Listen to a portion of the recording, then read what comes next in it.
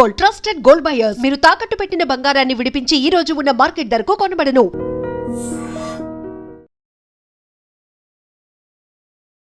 నమస్తే గురుగారు. మహాదేవ శ్రీమాత్రే నమః. గురుగారు, ఇంట్లో పెద్దవాళ్ళకి హెయిర్ కామ్ చేసుకున్న వెంటనే దాన్ని సేవ్ చేసుకునే అలవాటు ఉంటుంది. ఇప్పుడు అమ్మమ్మలు, నానమ్మలు, అమ్మలు కూడా కొన్నిసార్లు. మా అత్తగారు అయితే ఇంత గ్లాసో అంత గిన్నో ఎక్కువ జమ చేస్తే అంత ప్లేటో తీసుకుంటుంది స్టీల్. అమ్మే వాళ్ళు కూడా వీధిలో తిరుగుతూ ఉంటారు. కానీ అది ఎంతవరకు కరెక్టా అని నాకు డౌట్. నేనైతే ఎప్పుడు పెట్టలేదు అట్లా పెట్టొచ్చా పెట్టకూడదా అంటే? ఒకటే, ఇంట్లో వెంట్రుకలు ఉంచడం ద్వారా ఏం జరుగుతుంది, ఏం జరగదు. ఒకటే విషయం, వెంట్రుకలు ఉంచడం ద్వారా ఎలాంటి ఇబ్బందులు ఏం జరగవు. కానీ శుభ్రత కోసము మనము వాటిని ఉంచకూడదు అనేటిది ఒకటే చెప్పడం జరుగుతున్నది. కొంతమేర అవి పెట్టేటువంటి ప్రదేశాలు కానీ, లేదా అవి లైక్ ఇప్పుడు వాస్తురీత్యా కూడా కొన్ని ఇబ్బందులు అనేటువంటివి ఎదురయ్యేటువంటి పరిస్థితులు ఉండవి అని కాదు. ఇప్పుడు వాస్తవానికి అందరూ చెయ్యరు అట్లా. కొందరు దూసుకున్న తర్వాత తీసేస్తారు, తిప్పేస్తారు, ఎక్కడో పడేస్తారు. ఇప్పుడు అంతెందుకమ్మా, చిన్నతనంలో పుట్రి వెంట్రుకలు తీసిన తర్వాత వాటిని దేవాలయంలో కూడా కట్టేస్తారు. తెలంగాణ సైడ్ కానీ కొన్ని ప్రదేశాలలో అవి ఇప్పటికీ వారి యొక్క వెంట్రుకలు అట్లనే ఉంటాయి. సో ఇంట్లో మనము వెంట్రుకలు అనేటువంటివి ఉంచడం కానీ లైక్ స్టోరేజ్ చేయడము అనేటువంటిది కొంత మనకు ముందుగా నేను శుభ్రత కోసము అని చెప్పడం జరిగింది. కానీ మన మైండ్ సెట్, అందరూ ఒక తీరు ఉండరు కదా. ఇల్లు అనేటువంటి చోట 4-5 ఉంటారు ఇంట్లో. సో కొందరు ఇదెందుకు అంటారు, దీనివల్లనే నాకు ఈ కష్టం వచ్చింది అంటారు. నువ్వు ఈ వెంట్రుకలు దరిద్రం తీసేయి, దీనివల్లే నాకు రావాల్సిన డబ్బులు వస్తలేవని మరొకరు అంటారు. గొడవలు జరుగుతున్నాయి దీనివల్లనే అని చెప్పి మరొకరు అంటారు. ఇంట్లోనే రకరకాలైనటువంటి మైండ్ సెట్ వారు ఉంటారు. ఇట్టి తరుణంలో వెంట్రుకలు అనేటువంటివి వాస్తవానికి కూడా మన శరీరానికి చెందినటువంటి అదొక చెందినవి అవి అంతే. కనుక దాని గురించి ఎవరు భయపడాల్సినటువంటి పని లేదు. నేను చెప్పేటువంటి ఒకటే విషయం, ఓకే మీరు ఇందాక మీరు అన్నట్టుగా మీ అత్తమ్మ గారు ఆ వెంట్రుకలను ఇప్పటికీ పల్లెటూర్లలో పెద్దవాళ్ళు ఎవరైనా ఖచ్చితంగా గ్రామాలలో 100% కొందరు ఆ వెంట్రుకలతో సౌరం కూడా చేయించుకుంటారు. సౌరం కూడా ఉంటుంది. వేరే ఎవరియో ఎందుకు నాకు, కొందరు సౌరం పెట్టుకుంటారు. వేరే సౌరం నాకెందుకు, విగ్గు నాది నేనే అన్నట్టుగా ఆ వెంట్రుకలను జమ చేసి దానితో కూడా వారు చేయించుకొని పెట్టుకునేటువంటి పరిస్థితి కూడా ఉంటుంది. ఇది సత్యము. కనుక వెంట్రుకలు ఇంట్లో ఎక్కువ రోజులు ఉంచుకోవద్దు. ఒకటే విషయం, సంవత్సరాల కొద్ది. దానికంటే ఒక లిమిట్ పీరియడ్ ఉంటుంది. ఆ టైంలో దాన్ని చేంజ్ చేసేసేయాలి. 1 నెల, 2 నెలల, 3 నెలలో, 6 నెలలు అనుకోండి. తప్పకుండా ఆ తరుణంలో మనం వాటిని అమ్ముకోవడమో లేదా ఏమైనా పాత్రలు తీసుకోవడమో అవి చేసుకోవచ్చు. కనుక వాస్తవానికి ఏలినాటి శని, అర్ధాష్టమ శని ఒక రకము. ఏలినాటి శనిలోనే ఇలాంటి ఆలోచనలు, ఏలినాటి శనిలోనే ఇలాంటి పరిస్థితులు ఎక్కువగా ఉంటాయి. అసలు ఎక్కువగా వెంట్రుకలు ఊడిపోతున్నాయి అనుకుంటే జాతకరీత్యా శని రాహువుల కలయిక. శనైశ్వరుడు కానీ రాహువు కానీ బాగా లేడు అనుకుంటే బట్టతల, వెంట్రుకలు అధికంగా ఊడిపోవడం.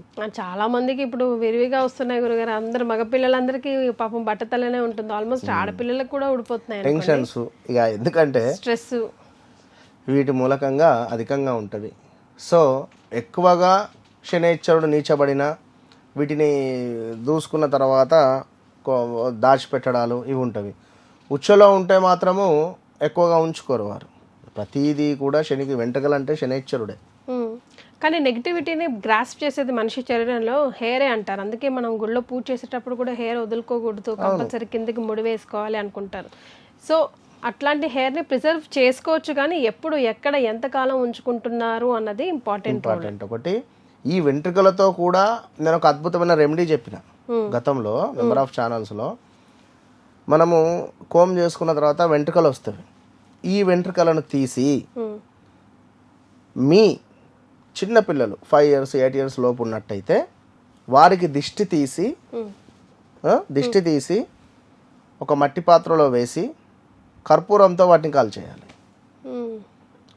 ఎక్సలెంట్ రిజల్ట్ వచ్చేస్తుంది. ఒకవేళ మీకే నరఘోష నరదృష్టి అధికంగా తగులుతుంది, మనము కోమ్ చేసుకున్న తర్వాత హెయిర్ వస్తుంది. ఈ హెయిర్ను మిర్రర్లో చూసుకుంటూ మనమే తిప్పుకోవాలి. Clockwise anti clockwise తిప్పేసుకొని వాటిని కాల్ చేయాలి.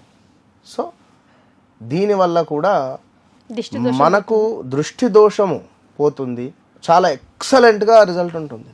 శనికి సంబంధించింది మాకు ఎక్కడో మనీ స్ట్రక్ అయిపోయినవి, మాపై ఎవరో ఏడుస్తున్నారు, అసలు మా బిజినెస్ ముందుకు వెళ్ళటం లేదు అని అనుకునేటువంటి వారికి ఇది ఒక రామబాణం లాగా ఉపయోగపడుతుంది. సూపర్. సో ఏది ఏమైనప్పటికీ కూడా వెంట్రుకలను మనం శుభ్రత కోసమే చూస్తాము. ఇప్పుడు వాటిని ఎక్కువగా మన లైక్ డ్రెస్సింగ్ టేబుల్ డ్రాలో వేయడము, లేదా ఎక్కడో కనబడని చోటన దాన్ని వాటిని చెక్కేసి పెట్టడాలో లైక్ సెల్ఫ్ పైన ఎక్కడో పెడుతూ ఉంటారు. పర్వాలేదు, ఏది ఉన్నప్పటికీ కూడా ఇవి సుమారుగా ఒక 6 నెలలు 8 నెలల లోపు వాటిని మనం మార్చుకునేటువంటి ప్రయత్నం చేస్తే మంచి ఫలితం ఉంటుంది. గురుగారు, ప్రశాంతంగా పని చేసుకుంటూ పోతూ ఉంటాం, అనుకోకుండా ఏవైనా ఖర్చులు వస్తూ ఉంటాయి, దానికోసం అప్పులు చేయాల్సిన పరిస్థితి వస్తుంది. సో అప్పుల బాధ తొలగాలంటే ఏం చేయాలి? అసలు అప్పులు చేయకుండా ఉండాలి, చేసినవి తీరిపోయి ప్రశాంతంగా ఉండాలంటే ఏం చేయాలంటారు? తప్పకుండా అమ్మా. ఈ కలియుగంలో వెంకటేశ్వర స్వామి సాక్షాత్తు అందుకు తనకు పేరే వడ్డీ కాసుల వాడు. సరే కనుక కుబేరుని దగ్గర చేసినటువంటి అప్పుల మూలకంగా ఇప్పటికీ వడ్డీ కడుతున్నారు అని చెప్పి మనకు చెప్తూ ఉంటారు. సరే, ఏదేమైనప్పటికీ కూడా మనిషి అనేటువంటి వారు వారి వ్యక్తిగత జాతక రీత్యా కుజుడు నీచలో ఎవరికైతే ఉంటుందో, కుజుని బలం చాలా తక్కువగా ఉంటుందో అధికంగా అప్పులు చేయాల్సి వస్తుంది. ఒకటి. నెంబర్ 6 భావంలో కనుక చంద్రుడు కానీ కుజుడు కానివ్వండి, శనైశ్వరుడు కానివ్వండి, రాహువు కేతువు కానివ్వండి ఉన్న ఎడల బ్యాంకు లోన్స్, అప్పులు, వడ్డీలకు డబ్బులు తీసుకోవడాలు బయట నుండి, ఈ అప్పులు కట్టలేక గొడవలు ఏర్పడేటువంటి సందర్భాలు, ఇలాంటివి ఏర్పడేటువంటి పరిస్థితులు ఉంటాయి. మరి అలాంటి సందర్భాలలో ఏం చేసుకోవాలి? కనుక ఏది ఏమైనప్పటికీ కూడా ఇప్పుడు మీకు 1 మంత్లో ఇస్తాను, లేదా 20 నెలల్లో ఇస్తాను, లేదా 1 వీక్లో ఇస్తాను అని చెప్పి ఇద్దామని తీసుకుంటాం జనరల్గా. ఆ సమయంలో మన టైం బాగాలేదు అని మనం అర్థం చేసుకోవాలి. ఎప్పుడైనా కూడా లాంగ్ పీరియడ్ పెట్టుకోవాలి. మరి ఆ విధంగా నడుస్తున్నాయా, ఇట్లా ఎన్ని నెలలు అనేది కూడా మనం చూసుకోవాలి. ఇప్పుడు ఉదయం 10 గంటలకు బస్సు ఉంది, ఉదయం 10 గంటలకు బస్సు ఉంది అని మనకు మెసేజ్ వచ్చింది. ఎన్నింటికి వెళ్తారు మీరు? 9:30 అట్లీస్ట్ అక్కడ ఉండేటట్టు చూసి 9 వేసుకోండి. అయ్యో, అట్లీస్ట్ ఉదయం తెల్లవారుజామున 5ంటికే వెళ్ళి కూర్చోరుగా. అంటే నేననేది ఏమిటి అంటే, ఓకే, ఒకవేళ మీరు మీ ఆతృత లేదా మీకు ఇక్కడ ఉండబుద్ధి అవ్వటం లేదు, వెళ్ళి కూర్చుంటారు. బస్ స్టాండ్లో పండుకుంటారు. ఎయిర్పోర్ట్లో ఏమన్నా కావచ్చును, లైక్ ఫ్లైట్ కానీ ఏదైనా డిలే ఉండవచ్చును. ఒక 2 అవర్స్ డిలే ఉంది, ఏం చేస్తారు? వెయిట్ చేయాలి కదా. మన టైం అది. కనుక ఎప్పుడైనా అప్పులు తీసుకునేవారు, అప్పులు ఇచ్చేవారు లాంగ్ టర్మ్ పెట్టుకోండి. విపరీతమైన లాంగ్ టర్మ్. 1 వీక్ అన్నది 1 మంత్ పెట్టుకోండి, 2 మంత్స్ పెట్టుకోండి, 6 మంత్స్ అన్నది 1 ఇయర్ పెట్టుకోండి. ఎందుకంటే అట్లా పెట్టుకుంటేనే ఇవ్వండి, మీరు తీసుకోండి. ఫస్ట్ ఇది ఒక ప్లానింగ్ అనేటువంటిది మన దగ్గర లేకుంటే జీవితంలో ముందుకు వెళ్ళలేము, అప్పుల పాలే అవుతుంది. ఏమిటి? సేవింగ్స్. ఫస్ట్ సేవ్ చేసి అమౌంట్ను ఖర్చు చేసేటువంటి ప్రయత్నం చేయాలి. ఇప్పుడు 1,00,000 రూపాయలు వస్తున్నవి, ఉండని 1 రోజు 2 రోజులు, అందులోంచి ఒక 10,000 పక్కకు బారేయండి సేవింగ్స్. ఓ 20,000 బారేయండి. 80,000 మాకు ఈఎంఐ ఉన్నది, ఎందుకు అంతగానం మొసమర్రకుండా అంతగానం పెట్టుకుంటే ఎక్కడి నుంచి వస్తుంది?